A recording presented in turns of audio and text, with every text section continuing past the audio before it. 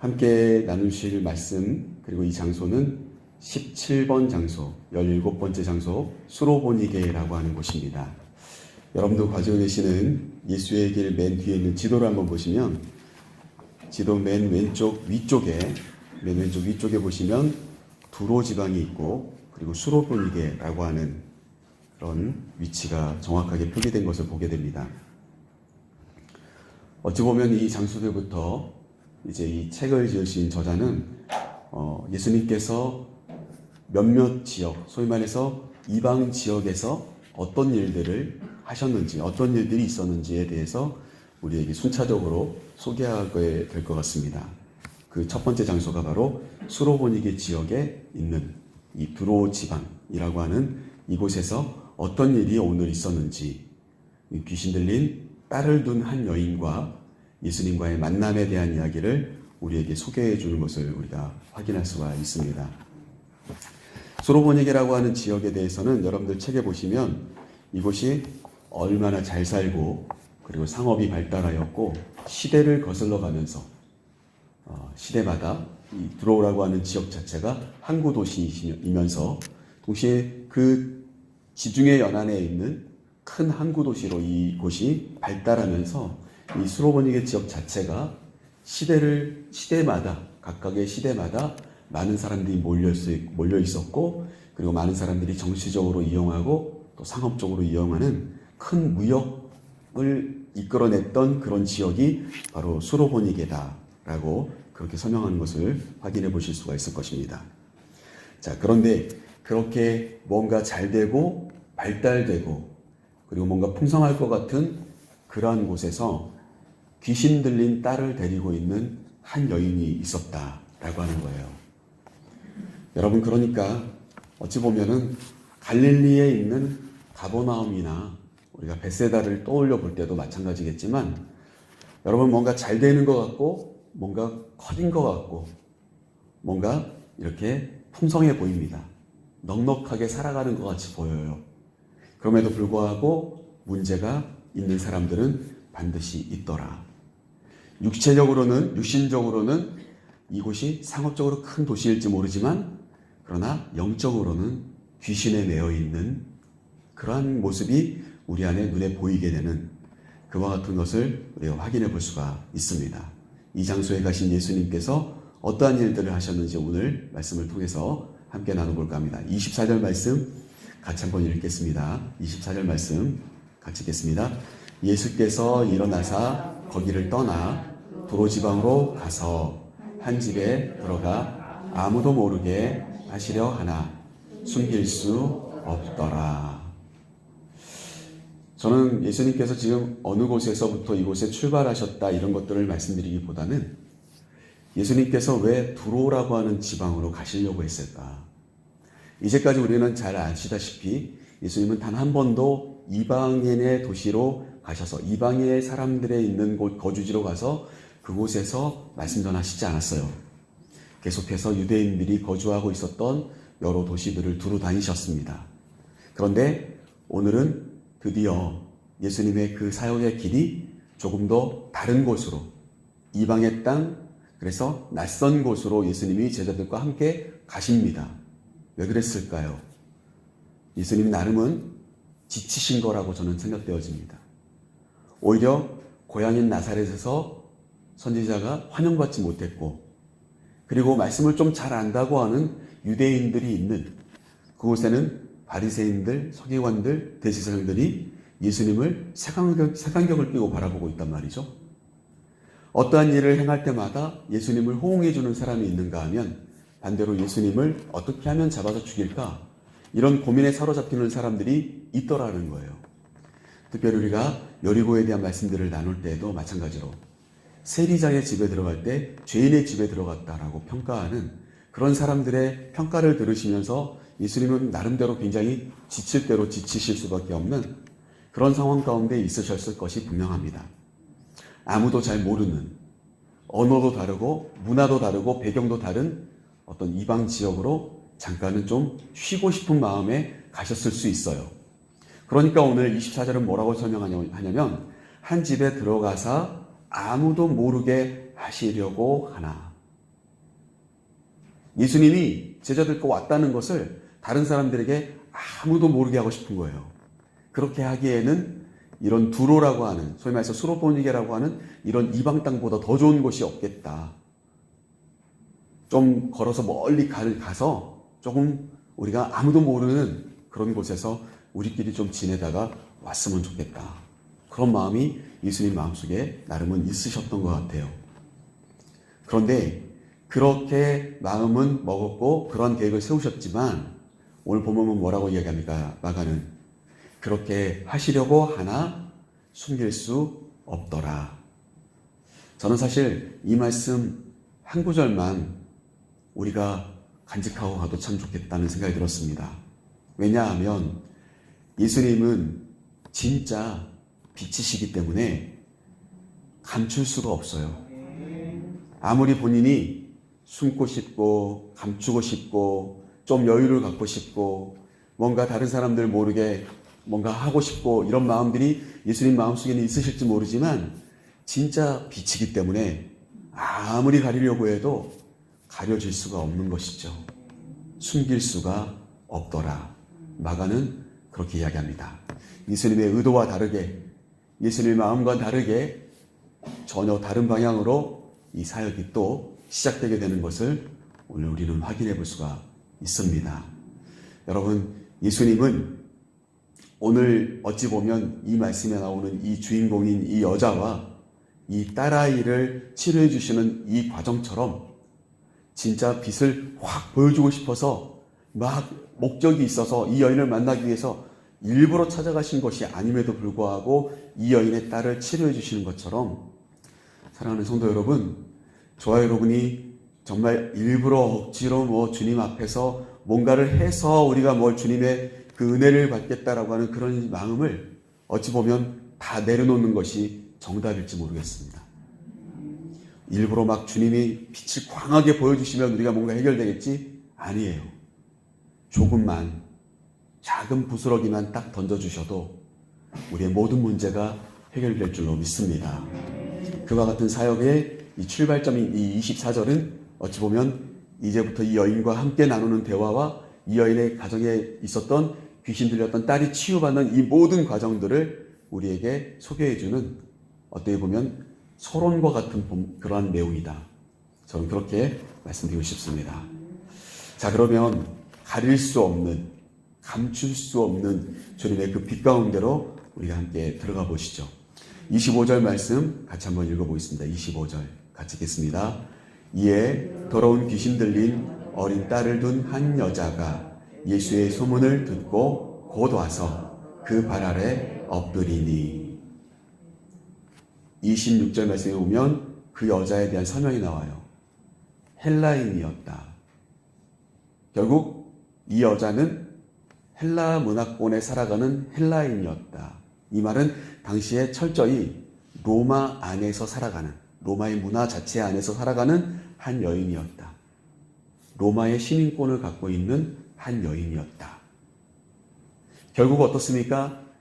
어찌 보면 이 여자는 그 당시에 주류라고 할 수 있고 중심에 살아가는 사람이라고 할 수 있고 흔히 말하는 패션으로 따져도 강남 패션을 가지고 있는 여인이에요.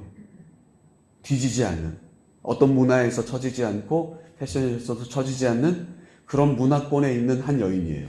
그럼 이 여인의 눈에 볼 때는 사실은 예수님이라고 하는 사람은 정말 어떻게 보면 완전히 저기 촌동네에 살아가는 청년일 수밖에 없어요.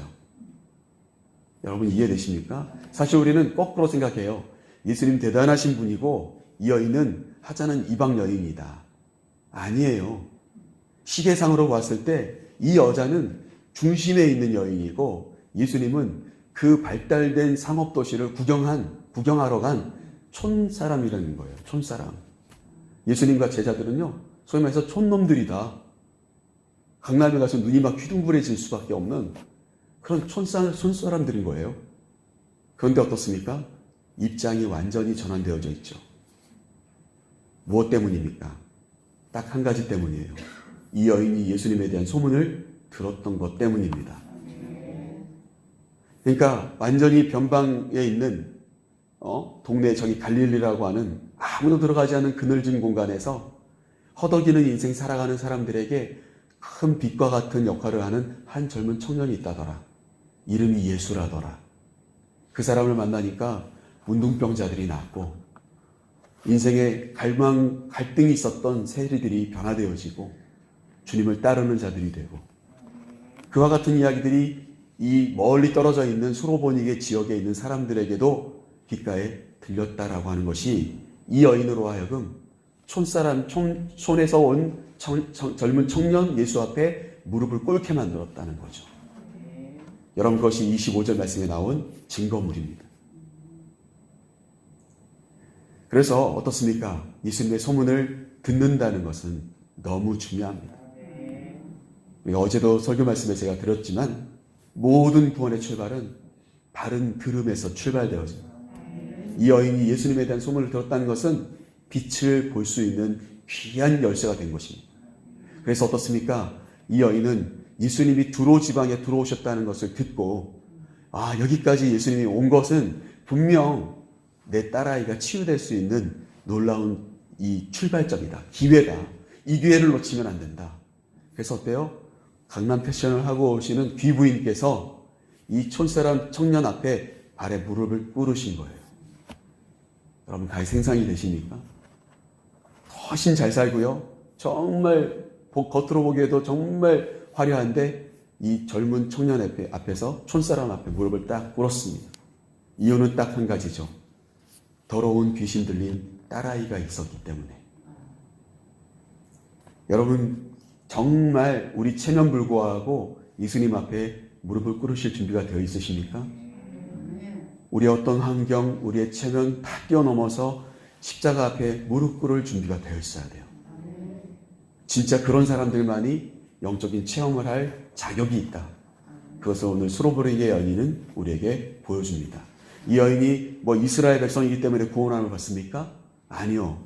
이 여인이 이렇게 예수님보다 더 못나서 그렇습니까? 아니에요. 전혀 아닙니다. 아무것도 아닙니다. 오직 이 여인의 마음속에 간절한 거 하나, 그것은 오늘 26절 끝부분에 나와 있는 것처럼 자기 딸에게서 귀신을 쫓아내 주시기를 간절히 바라는 그 한 가지 소망입니다. 그거 한 가지를 해결하지 못해서 결국 상업이 발달되어지고 돈이 많이 움직이고 수많은 사람들이 모이고 지식이 뛰어난 헬라 문화권에 있는 이 두로 지방에도 수많은 의사들이 있었겠고 수많은 믿음의 사람들이 분명히 있었을 거예요. 다양한 종교들이 있었을 겁니다. 그런데 어떻습니까? 그런 모든 종교들은 이 딸아이의 귀신을 쫓아낼 수가 없었더라. 그러기에 예수님에 대한 소문을 듣고 이 여인은 예수님께 소망을 갖고 있었다는 거예요. 사랑하는 성도 여러분, 저 여러분의 마음속에서도 다른 어떤 화려함이, 우리의 눈에 보이는 어떤 그런 잘난 것 때문에, 우리가 뛰어난 것 때문에 주눅들지 마시고 오직 영적인 강자가 되어지시기를 주님의 이름으로 간절히 축복합니다. 자, 그렇다면 예수님께서 어떻게 하실까요? 이제 이어지는 27절부터는 예수님과 이 여인과의 뜻밖의 대화가 시작되어지는 것을 보게 됩니다. 우리 27절 말씀 같이 읽겠습니다. 27절 같이 읽겠습니다. 예수께서 이르시되 자녀로 먼저 배불리 먹게 할지니 자녀의 떡을 취하여 개들에게 던짐이 마땅치 아니하니라. 아멘. 어찌 보면은요, 이제껏 우리가 보았던 예수님의 모습과는 전혀 다릅니다. 예수님은 사랑이 많으시고 긍휼히 여기십니다. 그런데 오늘 예수님께서 하신 말씀은 이제껏 들었던 예수님과의 그 만남 속에서 우리가 따라갔던 길들 중에서 보았던 예수님의 어떤 말보다 강력한 예수님의 그 어떤 내어치심, 내치시는 모습. 난 너를 불쌍히 여기지 않아. 라고 하는 이 한마디로 이 말씀을 정리해 볼 수가 있어요. 그런데 여러분, 예수님이 하신 말씀을 잘 보십시오. 이 말씀에 나오는 이 두 가지의 단어를 비교해 볼 필요가 있습니다. 자녀, 그리고 개들. 이 두 단어가 이 핵심입니다. 여러분, 맛있는 음식이 생겼어요. 여러분들은 자녀에게 먼저 주려고 하시겠습니까? 개들한테 먼저 주려고 하시겠습니까? 근데 요즘은요, 개를 먼저 챙기신 분들이 많더라고요. 그러니까 내 가족이 개만도 못해요. 요즘은. 예, 개팔자가 상팔자고. 예, 요즘은 그래요. 사실은 이 시대가. 저는 많이 봤어요. 예, 대도시에 가면 더해요. 예, 개들이 더 좋은 옷 입고 다녀요. 개 카페가 있어가지고요. 개들끼리도 교류가 있고요. 예. 그런데 여러분 상상을 해보십시오. 그건 상식적인 건 아니에요. 그럴 수는 있는 시대를 우리가 살아가고 있지만 그건 일반적인 상식과 벗어난 이야기예요. 여러분 맛있는 게 있습니다. 그럼 자녀에게 주죠. 그럼 개들에게 던지시겠습니까? 만약에 저에게 물어봐요. 목사님 말씀을 읽으시다가 좋은 말씀이 떠올랐어요. 그러면 누구에게 설교하고 싶으시겠어요? 전 지도제일교회 성도님들에게 설교하고 싶죠. 아니 어디 딴 데 가서 설교하려고 준비하고 있겠습니까? 그러면 제 마음이 바람직한 목사의 마음이 아닌 거죠. 적어도 지도제일교회 담임 목사의 모습은 아닌 거죠. 좋은 말씀이 떠올랐어요. 은혜로운 말씀이 떠올랐어요. 지도제일교회 성도님들과 제일 먼저 나눠야죠. 왜 다른 교회 가서 던지려고 합니까? 잘 보이려고요? 착각도 유분수죠. 여러분 내 자식 먼저 챙기는 건 당연한 거 아닙니까? 오늘 주님의 말씀이 사실 섭섭한 말씀이기는 합니다. 이 여인에게 들려지는 예수님의 모습은 이제껏 우리가 보았던 예수님의 모습은 아닙니다. 그러나 분명한 것은 예수님 틀린 말씀하신 것은 아닙니다. 내가 이 땅 가운데 보내진 이유는 하나님의 자녀들이 하나님 자녀답게 살지 못해서 온 거지 내가 다른 식구들 챙기려고 온 것은 아니다. 맞는 말씀이시잖아요. 여러분 그래서 제가 전에도 한번 말씀드린 것처럼 로마서에도 나와 있는 것처럼 헬라인에게 먼저 가는 게 아닙니다. 복음은 유대인에게 먼저는 유대인에게요 그리고 헬라인에게노라. 바울 또한 그렇게 이야기를 했어요. 내가 복음을 부끄러워하지 않는다고 하면서 이 복음은 모든 사람에게 구원을 주는 하나님의 능력이 된다. 그런데 첫째는 유대인에게요. 그리고 헬라인에게로다. 여러분 주님이 말씀하신 게 바울이 말한 것과 뭐가 다릅니까? 우리는 이 말씀을 통해서 한 가지 오해하지 말아야 될 것은 예수님은 오늘 이 여인을 철저히 테스트하고 싶으신 겁니다. 내가 이렇게 말을 하면 섭섭하게 들릴지 모르지만 난 당신들에게 줄 복음이 별로 없어요.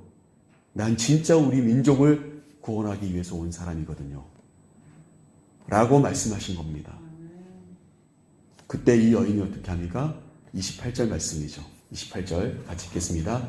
여자가 대답하여 이르되 주여 올소이다마는 상 아래 개들도 아이들이 먹던 부스러기를 먹나이다.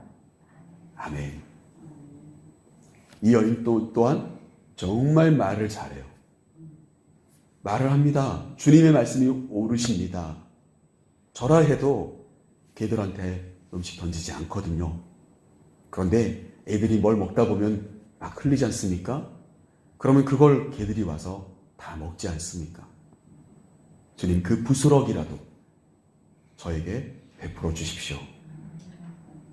제 딸아이가 귀신 들려 있습니다. 어떠한 사람에게 이 아이를 맡겨도 치유되지 않더라고요. 주님 그 부스러기라도 좋습니다. 라고 하는 그 고백을 이 여인이 한 겁니다. 여러분 정말 어떻게 보면 귀부인이 볼 때는 가짜는 촌사람이 한 명 와가지고 정말 신통하다고 하니까 내가 가서 한번 부탁해봐야지 하고 갔는데 굉장히 섭섭한 이야기잖아요. 그러나 이 여인은 그 섭섭함을 뛰어넘는 간절함이 있었던 거예요. 때때로요 우리가 원하는 방향대로 주님이 잘 안 들어주실 때도 있어요. 그러나 어때요? 그 잘 안 들어주는 것보다 그것을 뛰어넘을 수 있는 우리의 간절함이 있느냐는 거예요. 시간이 더디 진행되어지고 내가 원하지 않은 방향으로 일들이 진행되어져도 끝까지 포기하지 않고 간절하게 기도할 수 있느냐는 거예요. 오늘 주님은 어찌 보면 이 여인에게 말씀하셨던 것처럼 동일하게 저와 여러분을 테스트하며 말씀하실 수 있어요. 여러분 저와 여러분 모두가 이 여인처럼 지혜롭게 대답하며 지혜를 가지고 바라보며 이 테스트를 은혜롭게 통과할 수 있기를 간절히 소망합니다. 그때 어떻게 하십니까? 29절 말씀이죠. 사실 중요하죠. 29절 같이 읽겠습니다. 예수께서 이르시되 이 말을 하였으니 돌아가라. 귀신이 내 딸에게서 나갔느니라 하시네. 아멘. 여러분 다른 거 없어요. 네가 이 말을 한 걸 보니 돌아가도 좋다. 이미 너희 딸에게서 귀신이 나갔을 거다. 그 말은 뭘까요? 내가 너를 이렇게 테스트 해봤는데 통과야. 합격. 그냥 가면 돼. 어떤 거 하려고 하지 마. 아무것도 안 해도 돼. 그냥 집으로 돌아가면 될 거야. 주님께서 그렇게 말씀해 주시는 거예요. 여러분 이제껏 이 여인이 그렇게 해결하고 싶었을 거 아니겠어요?